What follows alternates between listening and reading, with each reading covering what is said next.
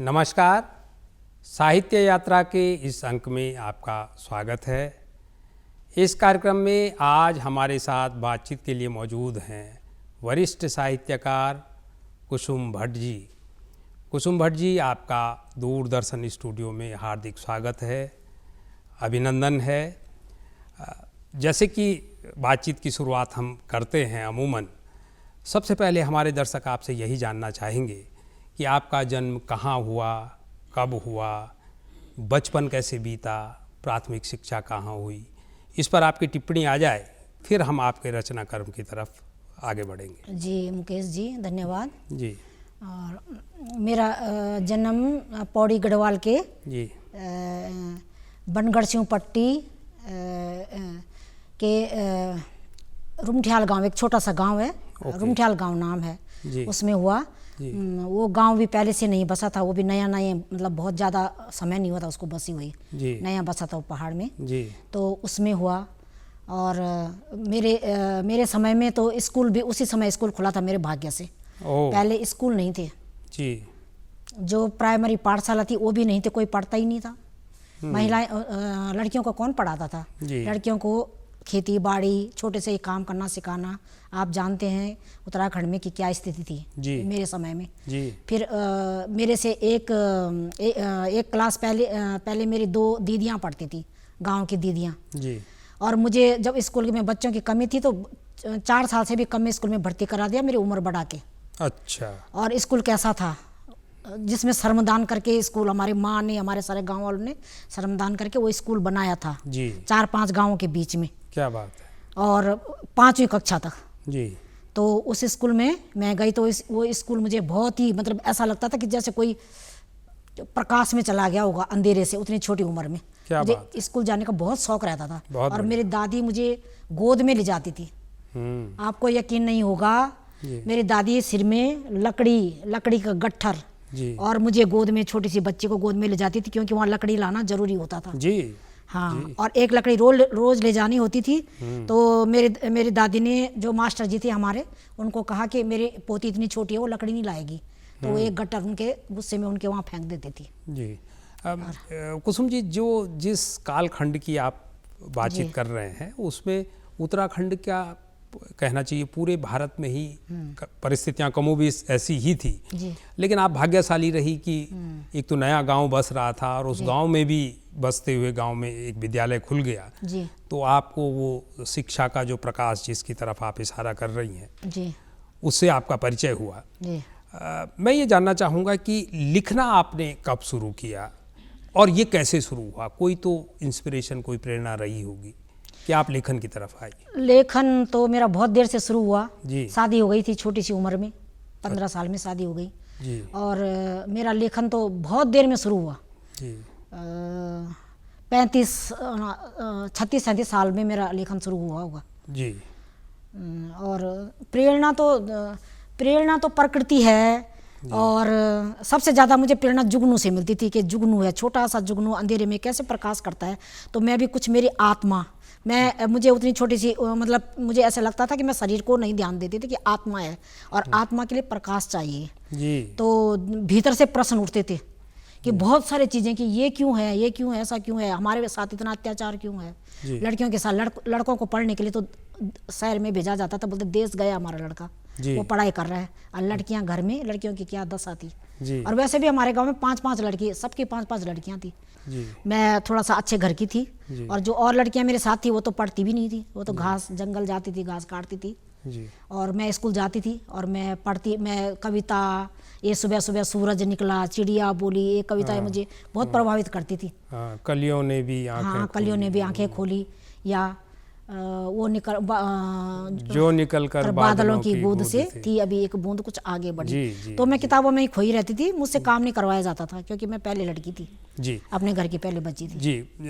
कुसुम जी, जैसे कि आपने कहा कि लेखन आपका देर में शुरू हुआ और उस दौर में जब आप गांव में थे, उन परिस्थितियों में थे, तब आप लिख नहीं पा रहे थे। लेकिन ऐसा लगता है आज जब हम आपको, खासकर आपकी जो कहानियां हम पढ़ते हैं, उसमें जो जीवन के संतरास हैं, जो संघर्ष हैं, और जो एक कहना चाहिए कि जो जितनी विविधता उन कहानियों में मिलती है, पर्वत प्रांतर जिस तरह से जितना जीवंत रूप में आपकी कहानियों में बोलता है जी। ऐसा लगता है कि आप बेशक उस दौर में लिख तो नहीं रही थी, लेकिन वो जो आप अनुभव बटोर रही थी जी। अपनी धरती से, वही बाद में आपकी कहानियों में प्रस्फुटित होते हैं। ये मान लिया जाए कि आप 35 साल 36 साल में भी आपने लिखना शुरू किया अगर, तो कौन से साहित्यकार थे जो आपको प्रेरित करते थे, जिनको आप पढ़ना पसंद करते थे, या यूं कहूं कि जिनसे प्रेरित होकर, जिनकी धारा को फॉलो करते हुए आपने कहानियां लिखना शुरू किया? जी, कहानियाँ तो बहुत पढ़ते थे और हम लाइब्रेरी से हमारे घर में किताबें आती, धर्मयुग का था उस समय ज़माना जी, साप्ताहिक हिंदुस्तान, और बहुत सारे बच्चों की किताबें आती थी लाइब्रेरी में। मंगाती थी अपने पति से कि मुझे चाहिए, मुझे कुछ और नहीं, मेरी भूख थी वो जी, मेरी सबसे बड़ी भूख थी कि मुझे कुछ पढ़ना है, क्या और बात ये पढ़ने में ही आनंद है। जी, तो मैं सारी थकान, सारा जो दुख है, सारी जो यातनाएं हैं, सारी वो उससे पढ़ने से मेरी दूर होती थी। बस किताबों की दुनिया में खो जाना है। जी, तो उसमें जब छपते थे शैलेश मटियानी से मैं बहुत प्रभावित थी। जी, शैलेश मटियानी, विद्यासागर नौटियाल, महिलाओं में मैत्रेयी पुष्पा जी, चित्रा मुदगल, ममता कालिया, जी, और बहुत सारे लेखक हैं जो सबको पढ़ते ही रहते थे। जी, और सबसे ज़्यादा प्रभावित मैं शैलेश मटियानी से। ऐसा लेखक मुझे आज तक नहीं लगा। मुझे उनका शिल्प है, उनका जो प्रकृति का वर्णन है, उनका जो जीवन में जो विविधता है, जो संघर्ष है, जो भूख है, जो यातना है, संतरास है, ये सारा मुझे शैलेश मटियानी की कहानियों में मिला। जी, और शिल्प उनका बेजोड़ शिल्प के धनी है शैलेश मटियानी। जी, तो मुझे सबसे प्रिय मेरे लेखक हैं। फिर निर्मल वर्मा। अच्छा, निर्मल वर्मा की भाषा ने मुझे बहुत प्रभावित किया। जी, निर्मल वर्मा हालांकि उन्होंने तो आधुनिक साहित्य लिखा। जी, शैलेश मटियानी ने तो गांव का ज़्यादा लिखा, जी, बहुत निम्न वर्ग का लिखा, जी, लेकिन भाषा निर्मल वर्मा की मुझे बहुत प्रभावित करती। फिर अच्छा, विद्यासागर नौटियाल। जी, विद्यासागर नौटियाल जी की कहानी में बहुत दुख दर्द है। उनको टीरी की कहानियाँ, हाँ जी, जो हमारा एक जैसा ही परिवेश कि महिलाएं कितनी दुखी हैं। सबसे पहले तो भूख, जी, वहाँ पर पेट भर के भी खाना नहीं होता था, कैसे कैसे काम करती थी। तो नौटियाल जी की कहानी ने मुझे बहुत रुलाया। जैसे माटी कहानी है, बहुत रुलाया। जी, माटी वाली, हाँ, माटी कहानी है, सोना है, हाँ, और फट जा पंचधार, फट जा पंचधार। तो उस कहानी ने भी मुझे बहुत प्रभावित किया। जी, तो लगा कि ऐसे मैं भी लिख सकती हूँ। जी, अब इतने दुख हैं, इतने मेरे आसपास चीज़ें बिखरी हुई हैं, और इतनी यातनाएं हैं महिलाओं की। ये महिलाएं कैसी हैं, कितना सहन करती हैं। तो मैं विद्रोह था मेरे भीतर जी, कि ऐसा नहीं होना चाहिए, बिल्कुल नकार, बिल्कुल कि ऐसा जीवन नहीं होना चाहिए था। जी, तो अच्छा जीवन हमें चाहिए था, और ऐसा क्यों हुआ, ऐसा क्यों। तो ये क्यों प्रश्न, जो जिज्ञासा है कि ऐसा क्यों, ऐसा क्यों, तो इसी ने मुझे लेखिका बनाया। जी, ये कुसुम जी, जो आपका ये कि ऐसा क्यों, इस प्रश्न ने पूरे हमारे खासकर हिंदी पट्टी में स्त्री साहित्य के पूरी धारा को ही एक तरह से जन्म भी दिया जी। और नई गति भी दी, जिसकी आप खुद भी एक सक्रिय सदस्य रही हैं। और उस दौर की आपकी हमने कहानियाँ पढ़ी हैं, जिनमें ये सारी चीज़ें जो आप कह रहे हैं, जो आपका अतीत का संघर्ष रहा, और आपका क्या संघर्ष रहा, कमोबेश पूरे समाज की खासकर जो स्त्रियां थी उन सभी का संघर्ष था। मैं आपसे ये जानना चाहूँगा कि वो कहानी आपको, उसका स्मरण है जो पहली कहानी आपने लिखी, और वो कौन सी कहानी थी जो पहली छपी? अगर उस कहानी के बारे में कुछ हमको, हमारे दर्शकों को बता सकें तो। देखिए, पहली कहानी तो कुछ ज़्यादा नहीं, तो उनको मैं मानती भी नहीं कि कहानियाँ हो जी, तो, पर जो लिखना हम शुरू करते वो ऐसे कहानियाँ छोटी छोटी महिला पत्रिकाओं में छपी। कोई पत्रिका थी, महिला पत्रिका, याद भी नहीं है अब तो। जी, वो तो एक ऐसे ही पड़ोस में किसी स्त्री को देख के मैंने लिखी थी कि ऐसा ऐसा भी क्यों है। तो वो छपी थी, उस समय मुझे 200 रुपये मिले थे उसके। अच्छा। तो पहली बार खुशी हुई कि मेरी कमाई का जी, मुझे मिला, फल मुझे मिला, तो तब बहुत अच्छा लगा। जी, तो फिर ऐसे धीरे धीरे शुरू हुआ। तो मानती तो मैं तब हूँ जब हंस में मेरी कहानी छपी। अच्छा, ये किस दौर की बात है, किस सन की बात है? अभी सन तो याद नहीं हो रहा। तो राजेंद्र यादव ने पहले मैंने कहानी भेजी, तो उन्होंने मुझे बहुत अच्छी सी चिट्ठी लिखी कि इस कहानी को थोड़ा कस के आप भेजो। अच्छा, तो मैंने नहीं भेजा, मैंने उसको ठीक करके, थोड़ा सा ठीक करके फिर और कहीं भेज दिया। तो उन्होंने भी हाथों हाथ लिया। अच्छा, और राजेंद्र यादव की चिट्ठी भी मैंने बहुत दिनों तक रखी थी अपने पास में। बहुत अच्छा उन्होंने लिखा था कि कहानी बहुत बढ़िया है जी, और आप बहुत अच्छा लिख सकते हो। जी, तो इस तरह से कहानियाँ तो बहुत सारी पत्रिकाओं में छपी, लेकिन हंस का एक अलग ही महत्व है। जी जी। तो हंस है, कथा देश है, और बहुत सारी प्रमुख पत्रिकाएं हैं जो लगातार जो जितना मैं लिखती थी मेरा कोई सब छपा। जी, ये बड़ी बात है कि जैसे आपने कहा हंस में, और हंस में भी राजेंद्र यादव उस दौर में तो कहानियों को नई सीरीज ढंग से तराश रहे थे, और उस पीढ़ी, हमारी पीढ़ी के और हमसे ठीक पहले वाली पीढ़ी के भी कई साहित्यकारों को उन्होंने मांझा हंस के मंच पे।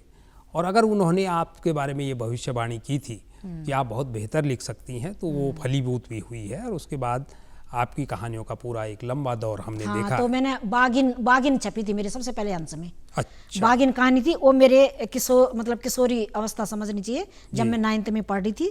तो उस समय मैं दूसरे स्कूल में थी, कहीं दूर, हमारे यहाँ तो स्कूल था नहीं, तो दूसरे स्कूल में थे, इंटर कॉलेज सितौंसू में। तो वहाँ जो देखा मैंने, एक लड़की वो मेरे से बड़ी क्लास में थी, तो ये कहानी उसकी है। अच्छा। तो उसको जो देखा वो मतलब मेरे भीतर ऐसे खुप गया था जी। और उस कहानी पर बहुत लोगों की प्रतिक्रिया आई जी। तो ये अलग तरह की कहानी थी कि मैं ऐसे लिख सकती हूँ, इतनी प्रगतिशील कहानी मैं लिख सकती हूँ। तो लोगों ने फिर मतलब लगा उनको कि मैं अच्छा कर सकती हूँ। जब बागिन कहानी पहली कहानी है जी। फिर तो हंस में कई कहानी छपी जी, लेकिन बागिन कहानी राजेंद्र यादव ने तुरंत छापी वो। अच्छा, वो एक सवाल ये बनता है कुसुम जी कि जैसे आपने कहा कि 35-36 साल तक आपका जो जीवन है वो एक गृहस्थ जीवन जैसा होता है, वैसा ही था। पढ़ बेशक आप रही थी लगातार, लेकिन जब आपने लिखना शुरू किया और एक साहित्यकार की भूमिका में आप आई, क्या आपको लगता है कि साहित्यकार बनने से, लिखने से आपके जीवन में कोई बहुत बड़ा परिवर्तन आया, या जीवन जीने का जो उत्साह था वो ज़्यादा बढ़ा, या जीवन को देखने का जो नज़रिया था वो बदला? इस पर आपकी टिप्पणी। जी, बहुत बड़ा परिवर्तन आया जी। परिवर्तन ये आया कि अपने भीतर जितने भी ब्लॉक थे, तो गांठें बंधी हुई थी, वो मुझे ऐसे लगा वो चटक चटक खुलती जा रही हैं। मैं कुछ जो मेरे भीतर दबा हुआ था वो धीरे धीरे खुल रहा है, जैसे एक पिंजरे में बंद पंछी होता है। क्या बात है? उसको थोड़ा उसको पिंजरा खोल दो तो पहले घुटन होती थी, तो उसके बाद जैसे जैसे लिखना शुरू हुआ तो लगा कि मैं आत्मा से विस्तार, मेरा आत्मा से विस्तार हो रहा है। पहले मैं जैसे शरीर थी कि क्या थी, शरीर थी, घर परिवार है, बाल बच्चे हैं, इनके नाम से। अब मुझे जब मेरा नाम मेरा वजूद होने लगा तो अच्छा बहुत लगा। और इससे क्या हुआ, साहित्य से क्या मिला कि साहित्य से मुझे बहुत दुख मिला। दुख मिला, दुख क्या मिला, मतलब साहित्य में मैंने शब्द के साथ रोना सीखा, शब्द के साथ हंसना सीखा, बहुत बड़ी बात है, शब्द के साथ चलना सीखा, बहुत बड़ी बात है। तो जैसे शब्द ही सब कुछ था, शब्द ही मुझे सपने में दिखाई देता, शब्द ही जैसे ऐसे आता जैसे फूलों की कोई फूल खिल रहे चारों तरफ। और कभी शब्द ने मुझे बहुत रुलाया, कभी शब्द ने मुझे बहुत मारा। जब यातनाएं होती है, जब आप लिखते बिना पीड़ा के नहीं लिख सकते। अगर अच्छा साहित्य होगा तो आपको यातना झेलनी पड़ेगी और उस पात्र में आपको ढलना पड़ेगा। जिस पात्र, अगर मैं किसी स्त्री की कहानी लिख रही हूँ जिसने बहुत दुख पाया है, तो उसमें मुझे उसको मेरे भीतर आना पड़ेगा, उसका दुख मुझे पूरा झेलना पड़ेगा। तो उस समय मैं कितना रोई हूँ, किसी को क्या पता मैं क्या मुझे दुख झेला है मैंने, कि उनको इतना दुख क्यों हुआ, इतना कष्ट क्यों हुआ।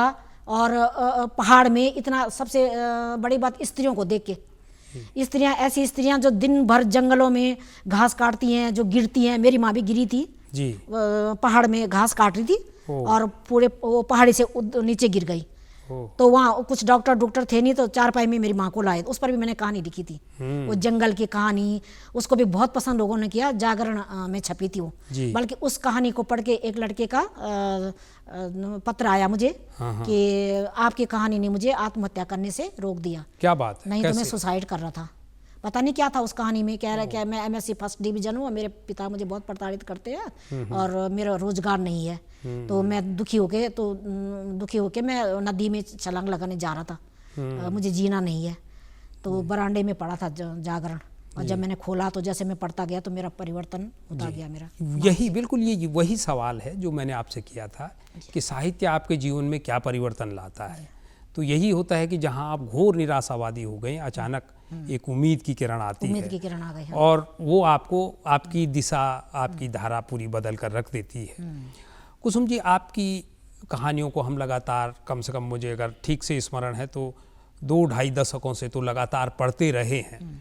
अलग अलग समय पे आपकी कहानियों के विषय भी अलग अलग रहे हैं, लेकिन एक सामान्य सी प्रवृत्ति आपकी सभी कहानियों में मिलती है कि उन सभी कहानियों में एक स्त्री प्रमुख पात्र के रूप में होती है।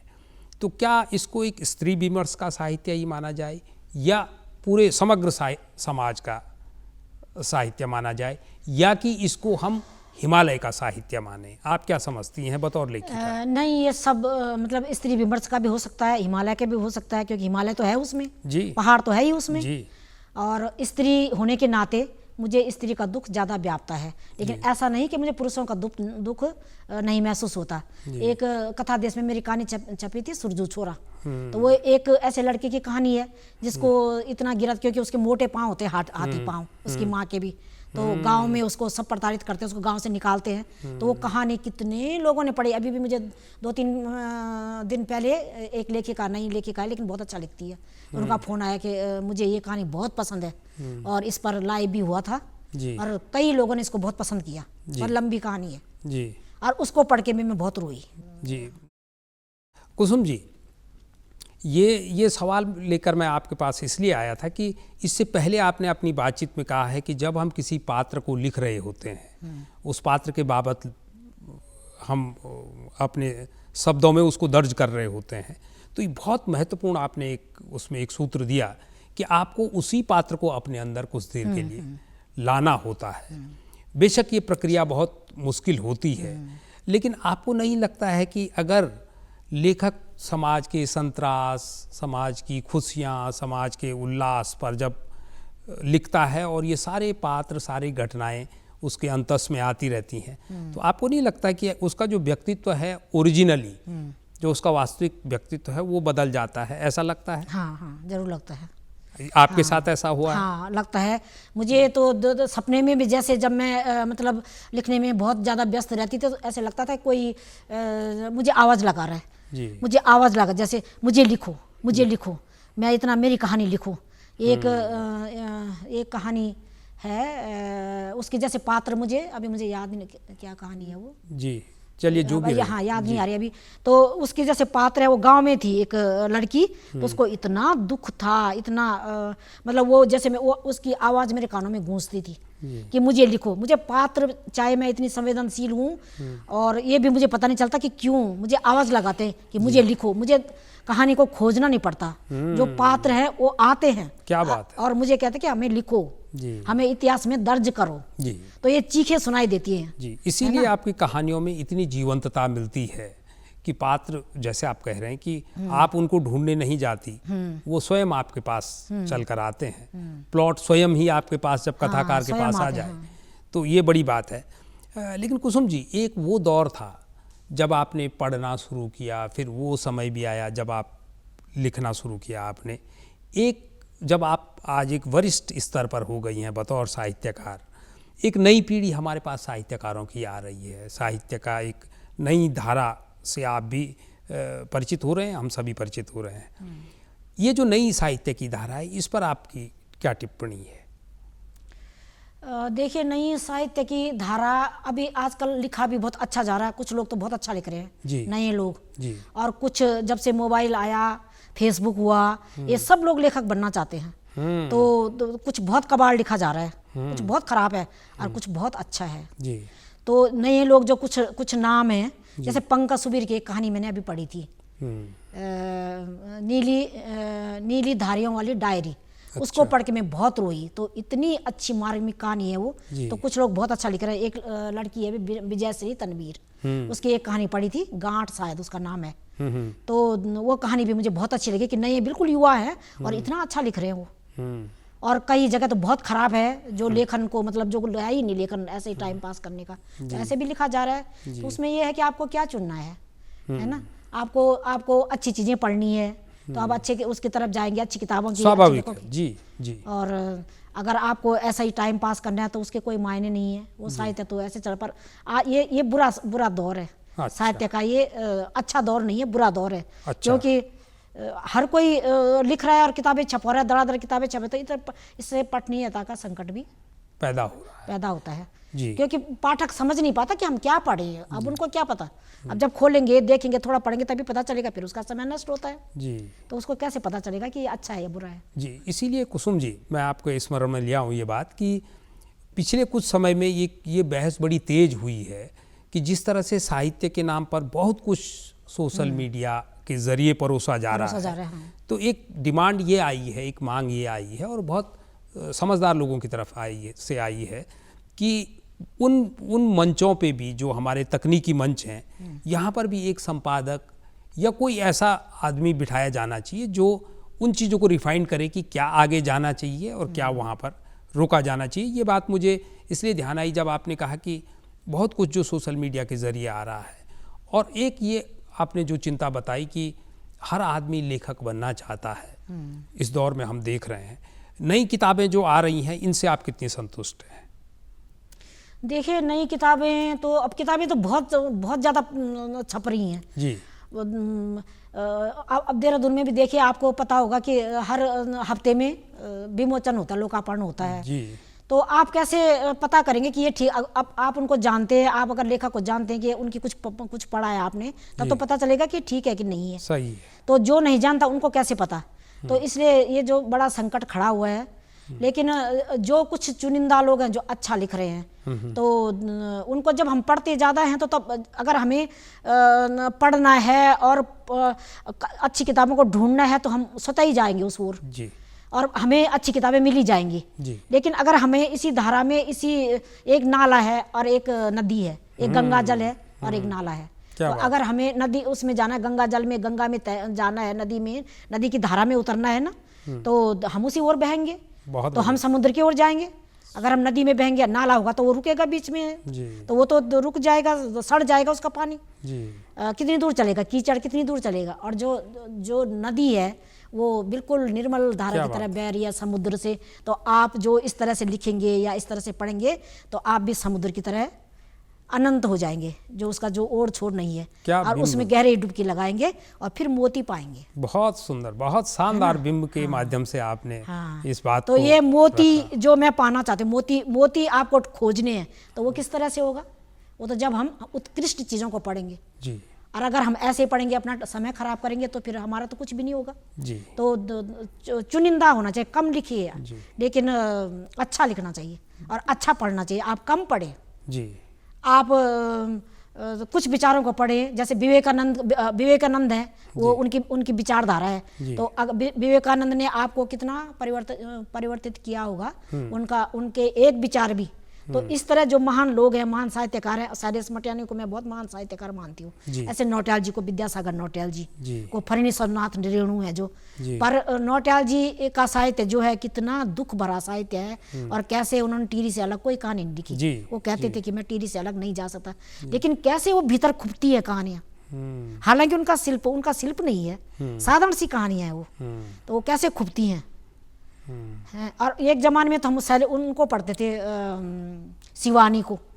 तो अब शिवानी को उस परिप्रेक्ष्य में देखा जाए तो उस तरह से कहानी वो ठीक है, उस तरह की कहानी नहीं है जैसे आज का है, जो उतना गहरा दुख दर्द है। शिवानी ने उस तरह की कहानी लिखी है आधुनिक वैसे लोगों की, मतलब जो उच्च तबके की, तो वो दुख नहीं है। शैलेश मटियानी की जो कहानियों में वो दुख नहीं है, वो संघर्ष नहीं है, वो संत्रास नहीं है, वो यातना नहीं है, जो विद्यासागर नौटियाल जी, शैलेश मटियानी की कहानियों में शैलेश मटियानी की कहानियों में बहुत सारी चीजें हैं। जी कुसुम जी, एक सवाल, आपने अभी शिवानी की चर्चा की तो मुझे अचानक ये अभी हाल में ही संपन्न एक लिटरेचर फेस्टिवल जो हमारे यहाँ हल्द्वानी में हुआ है, वो उसका भी स्मरण आ गया। चलते चलते मैं ये ज़रूर आपसे जानना चाहूँगा कि साहित्य के नाम पर तमाम शहरों में बीच में महामारी की वजह से वो बाधित जरूर हुए हैं 2 सालों से, लेकिन पीछे हम देख रहे थे कि जयपुर से लेकर देहरादून में भी शुरू हो गया था लिटरेचर फेस्टिवल। ये जो साहित्य महोत्सव होते हैं, ये साहित्य को कितना बढ़ावा देते हैं, लेखकों को कितना मंच देते हैं और पाठकों में कितनी रुचि पैदा करते हैं? आपका क्या अनुभव है? नहीं, मुझे ठीक लगता है, लिटरेचर फेस्टिवल ठीक लगता है, क्योंकि देहरादून में जो हुआ था दून लिटरेचर फेस्टिवल, तो मैंने मेरी कहानी थी उसमें, कहानी पाठ था हिटलर की प्रेम कथा, तो उसको कितने लोगों ने सुना। तो जिन लोगों ने पढ़ा नहीं होगा उन्होंने सुना, तो उन्होंने मुझसे संपर्क किया, उनको मेरी कहानी याद है, तो ठीक होता है। लिटरेचर फेस्टिवल होने चाहिए। हाँ। ये मैं इसीलिए आपसे ये सवाल, क्योंकि अभी कुछ पिछले हफ्ते ही हमारे यहाँ हल्द्वानी में एक लिटरेचर फेस्टिवल संपन्न हुआ है। कुसुम जी, आप जब बातचीत कर रही थी उसमें आपने जिस दौर के लेखकों का नाम लिया, वो उनको तो हमने पढ़ा है, सभी लोगों ने पढ़ा है, किसी ने बहुत ज़्यादा पढ़ा है, किसी ने कम पढ़ा है। नई पीढ़ी में उत्तराखंड में आपको क्या संभावनाएं दिखती हैं साहित्य में? कौन लोग लिख रहे हैं, कैसा लिख रहे हैं?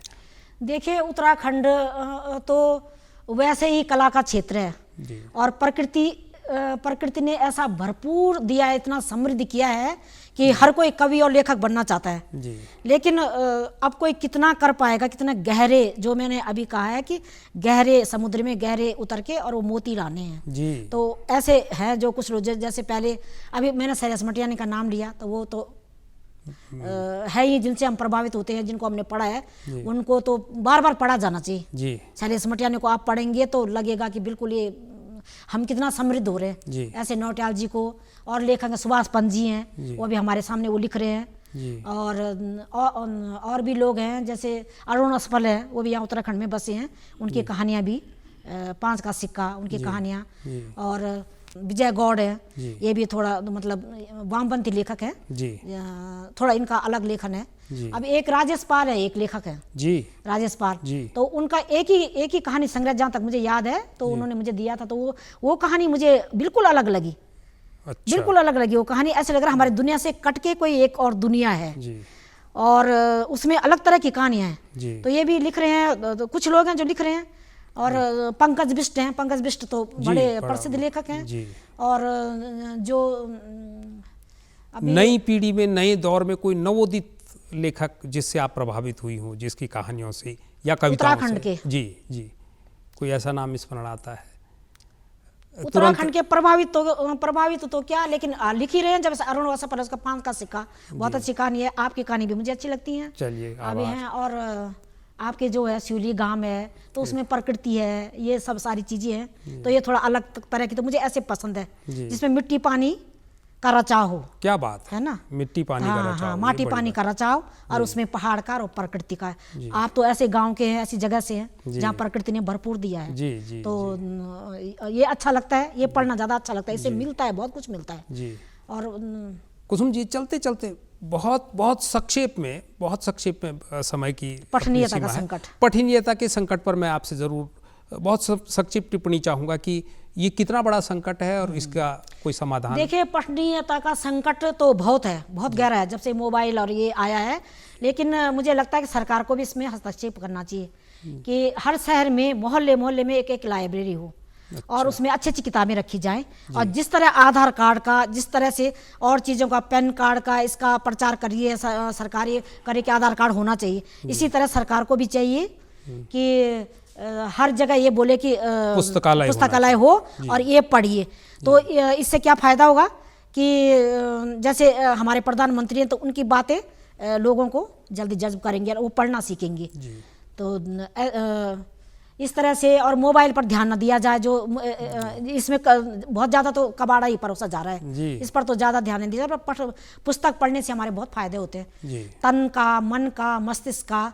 हमें जो किताबें हमारे सामने रहती है, उसकी एक अलग ही खुशबू होती है जी, बिल्कुल, है ना, बिल्कुल। तो पढ़ने का संकट जो गहरा गया है, उसको दूर होगा, लेकिन होगा दूर जरूर। अब ऊब जाएंगे लोग मोबाइल से भी जी, है ना, तो आएगा ऐसे। लेकिन सरकार को हस्तक्षेप जरूर करना चाहिए और पढ़ने की संस्कृति पर बहुत जोर देना चाहिए, बल्कि इसका प्रचार, जैसे चुनाव प्रचार होते हैं, इस तरह का करना चाहिए इसका जी। तो कुसुम भट्ट जी, आपसे बातचीत करके हम अब जिस मुकाम पर पहुंच गए थे, वहाँ पर बहुत सारे नए डायमेंशंस खुलते हैं बातचीत के, लेकिन समय की अपनी एक सीमा है। बहरहाल आप स्टूडियो में आए और इतने महत्वपूर्ण सवालों पर आपके जो विचार हमको मिले, उससे साहित्य जगत को भी लाभ होगा, हमारे दर्शकों को, और ख़ासकर जो नए लिखने वाले हमारे लेखक हैं उनको निश्चित रूप से लाभ होगा। आपका बहुत बहुत धन्यवाद। ये थी हमारी आज की साहित्य यात्रा। अगली बार फिर किसी नए मेहमान को लेकर आपके बीच आएंगे। तब तक के लिए इजाज़त दीजिए। नमस्कार।